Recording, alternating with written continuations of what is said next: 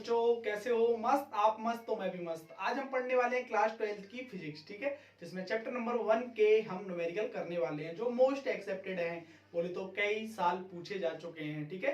तो उन्हीं में से आज 3 प्रश्न को हम लगाने वाले हैं। तो आइए पहले प्रश्न को समझते हैं पहले, ठीक।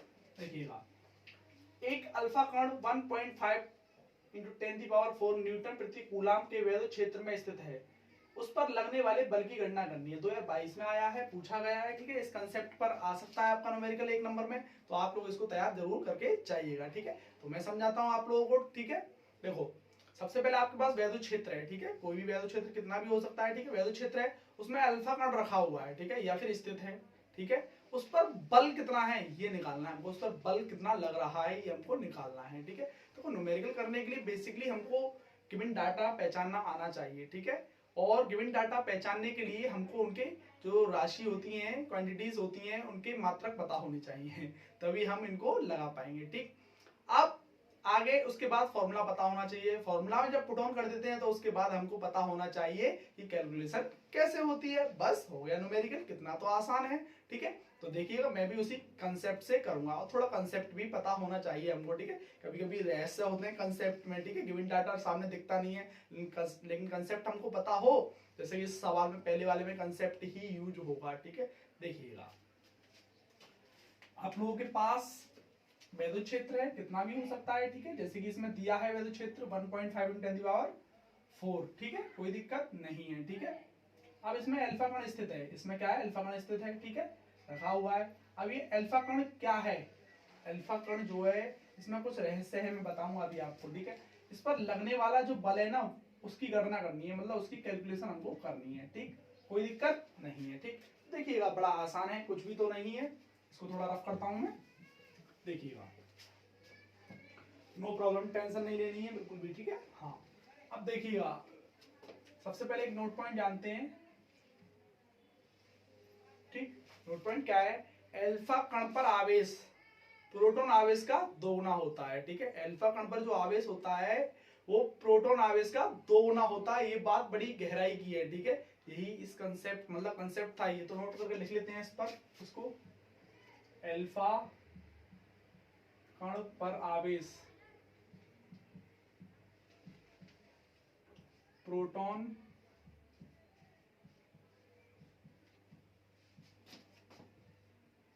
का दोगुना होता है,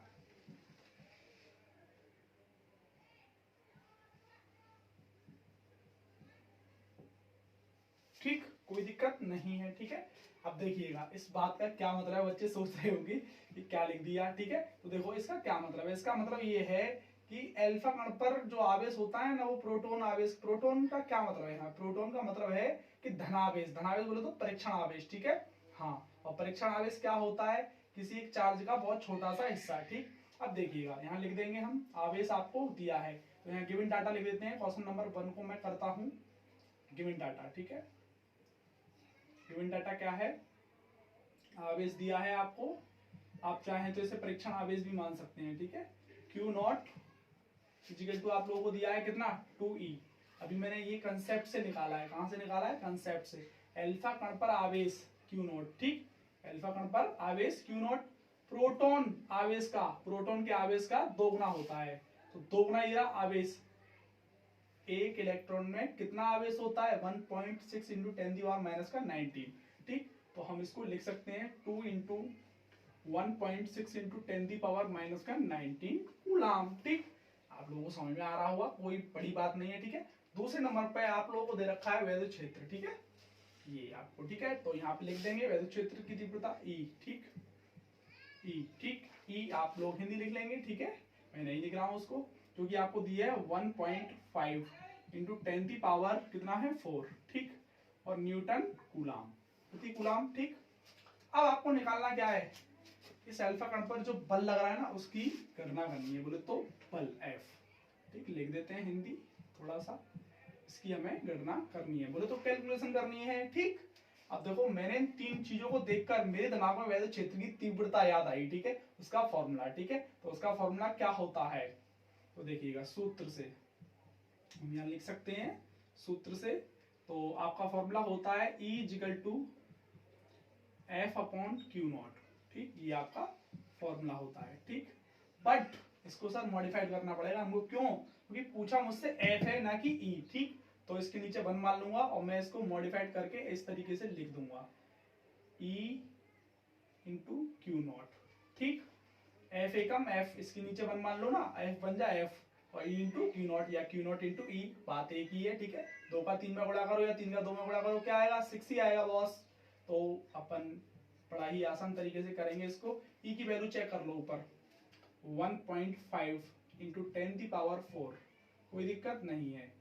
अब क्यू नॉट की वैल्यू कितनी थी? ये पूरी वैल्यू क्यू नॉट की है, तो लिख देंगे 1.6 इंटू 10⁻, माइनस का 19, कोई दिक्कत नहीं है, होनी भी नहीं चाहिए। ठीक है, अब देखिएगा, कैलकुलेशन करने के बहुत सारे तरीके होते हैं, जिसको जैसा अच्छा लगता है वो अपनी कैलकुलेशन कर सकता है। हो सकता है मुझसे भी कोई अच्छी कैलकुलेशन कर सकता है। ठीक है, क्योंकि सबका माइंड अलग होता है।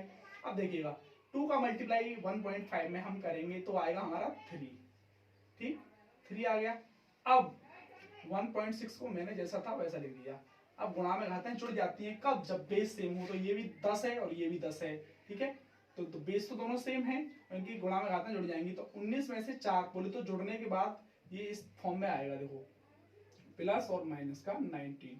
तो 19 में से 4 गया, कितना बचा हमारा?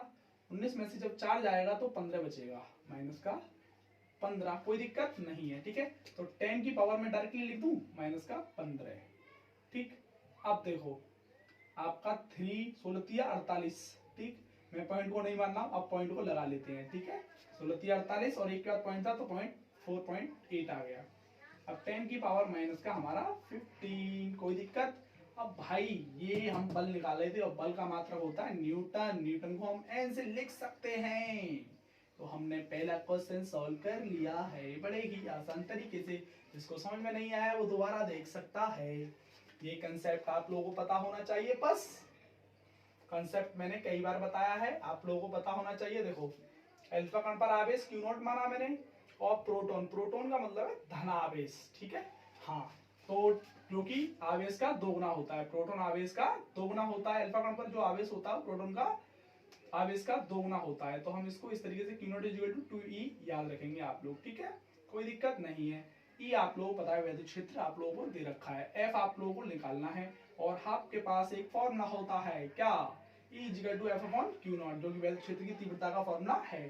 ठीक है, कहते हैं ना कि परीक्षण आवेश पर लगने वाले बल को ये वैद्युत क्षेत्र की तीव्रता कहते हैं। ये आपको पता नहीं है डेफिनेशन, पता तो है भाई, 12th के एग्जाम देने जा रहे हो। ठीक है, उम्मीद करता हूँ ये वाला आप लोगों के समझ में आ गया होगा। मैं इसको रफ कर रहा हूँ, क्वेश्चन नंबर 2 की ओर गमन कर रहे हैं हम। देखो देखो, इसको मिटाते हैं। ठीक, मिटा दिया मैंने। ठीक, मिटना ही चाहिए था क्योंकि क्वेश्चन नंबर 2 कर रहे हैं हम। ठीक, अब देखिए क्वेश्चन नंबर 2 की तरफ। एक चालक पर 2.4 इंटू 10⁻⁻18 कूलाम। मैंने इसको पहचान लिया, पता है कैसे? इसके सरनेम से बोले तो यूनिट से। ठीक है, हम किसी को कैसे पहचानते हैं? जैसे कि अमिताभ बच्चन, अमिताभ बच्चन का बेटा कौन सा है? अभिषेक बच्चन, पीछे बच्चन लग रहा है ना, और अमिताभ बच्चन किसके बेटे हैं? हरवंश राय बच्चन के। ठीक है, तो इसी प्रकार हम इनको भी पहचानते हैं इनके सरनेम से, बोले तो इनकी यूनिट से, पीछे जो इनके मात्रा लग रहे हैं उनसे पहचानते हैं। ठीक है, तो ये जो है ना, ये हमारा कूलाम है। ठीक है, अब कूलाम आवेश है, क्या है? आवेश। ठीक है, तो ये आपको क्यू दे दिया, क्या दे दिया? क्यू। ठीक है, धनात्मक आवेश है, एक चालक पर, एक चालक है, चालक बोले तो वायर है। ठीक है, क्या है आपका?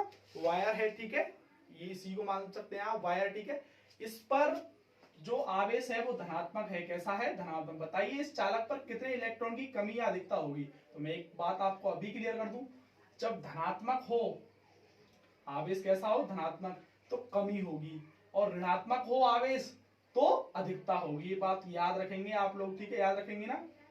एक चालक पर 2.4 इंटू 10⁻⁻18 कूलाम। ठीक है, क्या है हमारा? आवेश। ठीक है, धनात्मक है।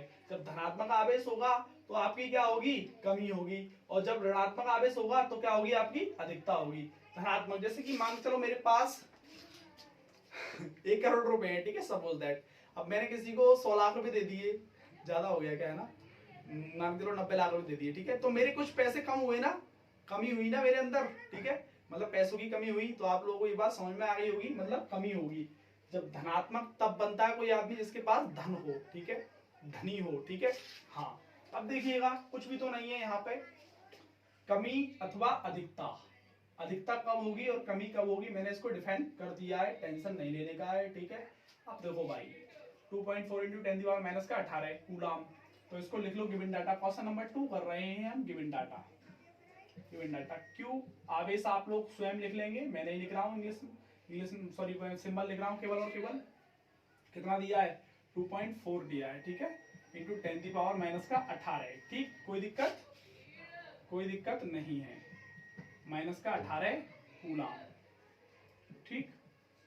अब दूसरी चीज कोई दी है इसमें, बताइए इस चालक पर कितने इलेक्ट्रॉन, एन पूछ लिया, और ये हमको पता होता है एक इलेक्ट्रॉन में कितने आवेश होते हैं हमको पता है, E equal to 1.6 into 10 power minus का 19 कूलाम, इतने आवेश होते हैं, ठीक है, एक इलेक्ट्रॉन में, और आप लोगों से एन पूछ रहा है, तो इसका मतलब ये है सर कि ये तीनों वैल्यू कुछ तो फॉर्मूला दिखा रही है हमको, एक सूत्र होता है Q बराबर एन ई, Q बराबर एन ई, Q बराबर एन ई, ठीक, कोई दिक्कत, लेकिन मुझे तो एन निकालना, तो जिसको निकालना उसको अकेला कर लूंगा मैं, Q अपॉन ई और इज इक्वल टू में एन, ठीक।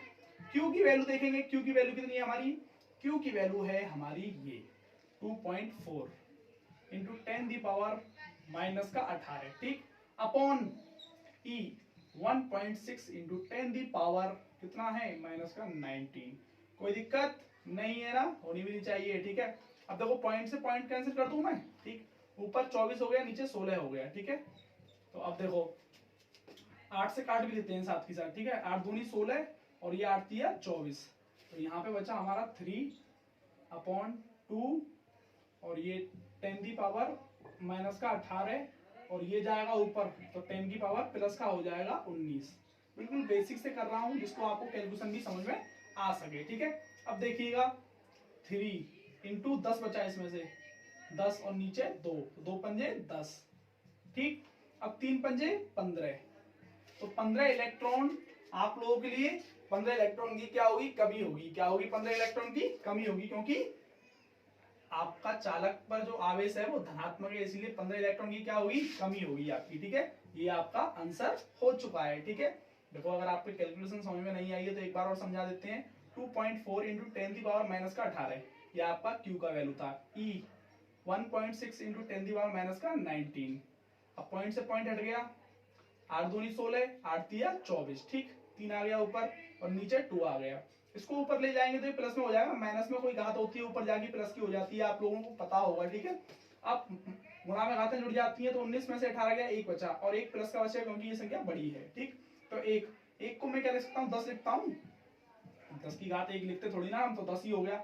अब 3 और ये 10, ठीक है, और नीचे 2 बचा था, तो 2 पंजे 10 और 3 पंजे 15, तो आपको 15 इलेक्ट्रॉन की कमी है। कमी ही क्यों है मैंने आपको बता दिया है, जब ऋणात्मक दे रखा हो आपका तो आपका क्या होगा, यहाँ पे अधिकता होगी, और जब यहाँ पे धनात्मक दे रखा हो तो कमी होगी, ठीक है। क्वेश्चन नंबर 3 आप लोगों को करके दिखाना है, कमेंट बॉक्स में इसका आंसर भी बताना है। एक चालक पर 1 कूलाम का ऋणावेश है, इस पर सामान्य अवस्था से कितने इलेक्ट्रॉन अधिक हैं, ये हमको बताना है, ठीक है। 10, 17, 19 में आया हुआ है, ठीक है। अगर वीडियो अच्छी लगी हो तो लाइक कीजिएगा, कमेंट कीजिएगा, शेयर कीजिएगा, थैंक्स।